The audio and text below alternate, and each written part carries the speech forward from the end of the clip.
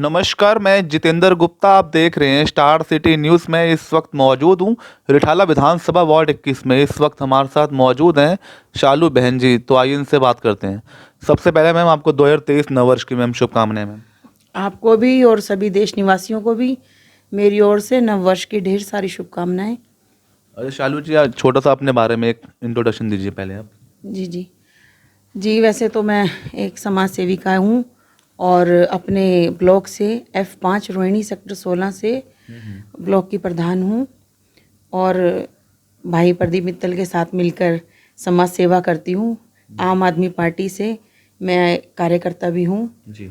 और धाम बागेश्वर धाम दिल्ली मंडल के साथ भी मैं जुड़ी हुई हूँ, उसमें भी मैं सेवा करती हूँ। ओके, अच्छा, जैसे आप मैम F5 के रोहिणी के आप जैसे प्रधान हैं, तो कब से आप प्रधान हैं इस पद पे आप? मैं लगातार इस पद पे अब मैं तीसरी बार हूँ। आप मान सकते हैं कि मैं 15 साल से हूँ। Okay ma'am. इससे पहले मैं बीजेपी से जुड़ी हुई थी। Okay ma'am. और बीजेपी छोड़ने के मेरे कई कारण रहे हैं। मेरा मुख्य कारण रहा है कि किसान आंदोलन से ही मैंने ठान लिया था कि मैंने ये पार्टी छोड़नी है। Okay ma'am.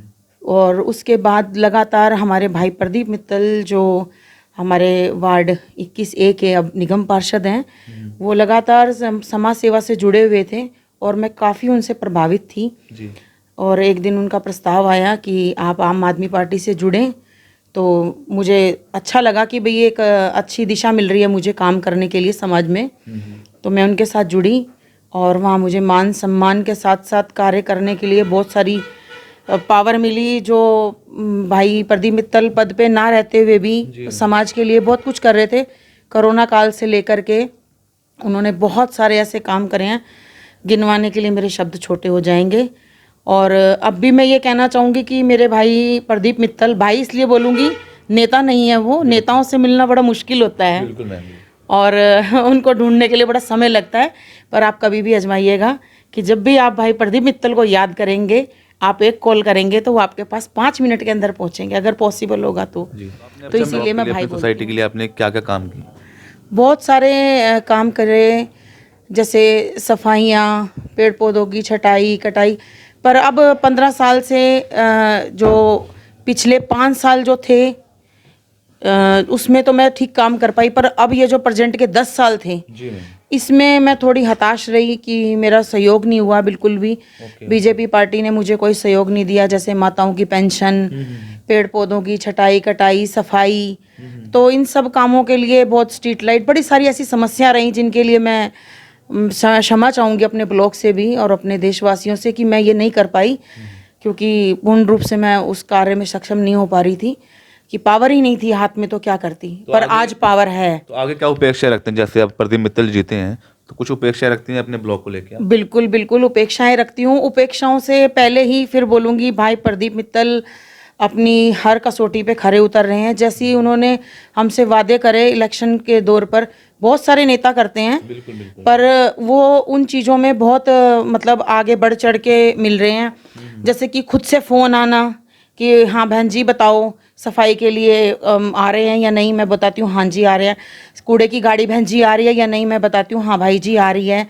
और कटाई छटाई का काम तो बहुत अच्छा चल रहा है और रात को पौधे धुलवाई, पौधों की धुलाई भी बहुत अच्छी चल रही है। और मतलब और बहुत सारे काम, जैसे कि अभी आप मान के चलो, अभी कंझावला जो केस हुआ है उस दौरान भी हम LG हाउस गए भाई जी के साथ, और उसके बाद आपका हमने प्रदर्शन भी करा है, जंतर मंतर पे भी गए हैं। और जब उनकी बेटी की, दिल्ली की बेटी की जो डेड बॉडी आनी थी, जब हम सुल्तानपुरी थाने में भी गए, हम सब पूरी टीम के साथ मिलके। इन सब कामों में भी प्रदीप भाई बहुत आगे रहते हैं। और पर उनकी योजनाएं और उनकी कार्य करने की जो शक्ति है वो एक मतलब आम नेता से हट करके है।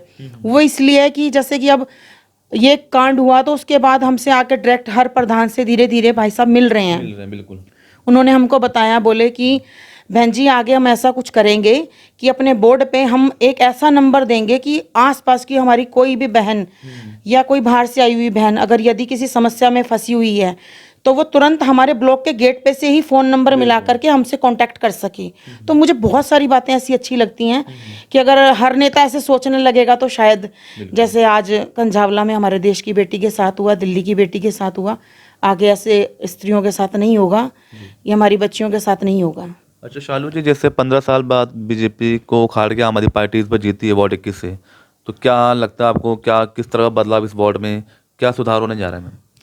इसमें एक बहुत बड़ा बदलाव होने जा रहा है और मैं आपको सबको, दिल्ली वासियों को, वार्ड 21A के सभी निवासियों को पूर्ण रूप से विश्वास दिलाना चाहती हूँ, ये दिल्ली का 1 नंबर वार्ड बन के चमकेगा।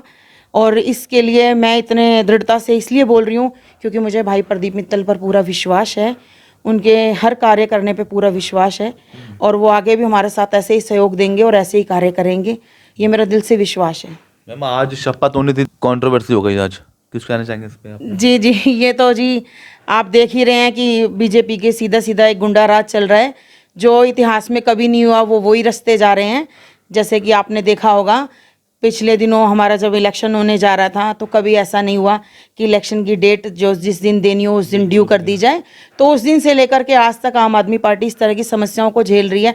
फिर भी मैं बहुत खुश हूँ कि आम आदमी पार्टी के जितने भी अब निगम पार्षद चुन करके आए हैं, और मैं माननीय अपने अरविंद केजरीवाल जी का भी धन्यवाद करना चाहूँगी कि उन्होंने इतने अच्छे कैंडिडेट उतारे और जो बहुत अच्छा कार्य कर रहे हैं कि जिनको भी शपथ भी नहीं करानी हुई थी फिर भी वो समाज की सेवा में उतर चुके हैं। और कोई लास्ट में कोई मैसेज देना चाहेंगे मैम आप जनता में? आप बस जनता में मैं यही मैसेज देना चाहूँगी, पहले तो नव वर्ष की शुभकामनाएं सभी देशवासियों को, और बहुत बहुत धन्यवाद माननीय अरविंद केजरीवाल जी का और हमारे विधायक महेंद्र गोयल जी का और हमारे भाई प्रदीप मित्तल जी का। हम एक टीम बन करके ऐसे ही देश की सेवा करेंगे और देश में जो सुधार नहीं हुए हैं उनको मिल करके हम आगे सुधार लाएंगे और एक अच्छा अपना वार्ड तो हम एक बहुत अच्छा वार्ड चमकाएंगे। जी धन्यवाद मैम आपका। धन्यवाद।